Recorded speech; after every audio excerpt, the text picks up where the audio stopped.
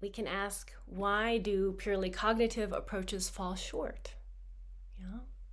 Well, there's many answers to that question, but one of them is simply, right, that we have insight without integration.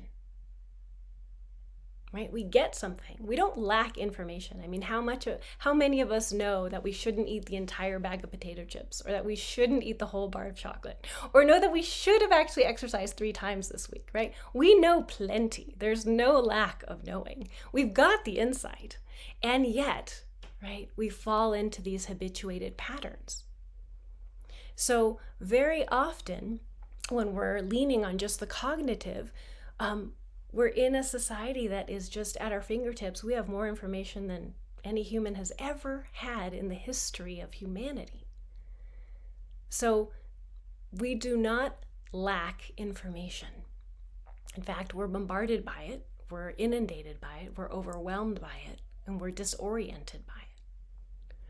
So for us to bring in somatic wisdom is a way in which we can navigate through that complexity, through that bombardment.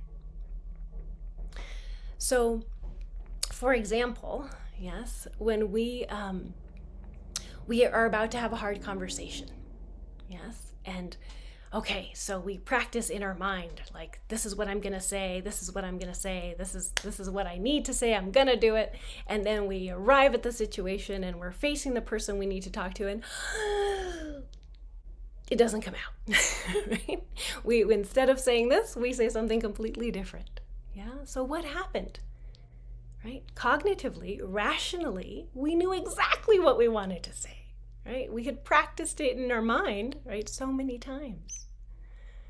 And yet, right, often what we neglect to do is to really integrate and bring in the body to support. Right? What breathing pattern would support me in this conversation? What stance would support me? Right? Do I need to go on a walk before? Yeah. So as we bring in the body and so forth, right, we see that we can have a full embodied transformation. So that transformation isn't just a shift in how I think, right? It's not just an imposing of an idea onto a self, but rather that lasting, sustainable change happens when there's a shift in our entire way of being, that our whole coherency of who we are, right, is involved in the process of change. So we're wanting to invite, right, the whole body into the conversation, into the transformation process.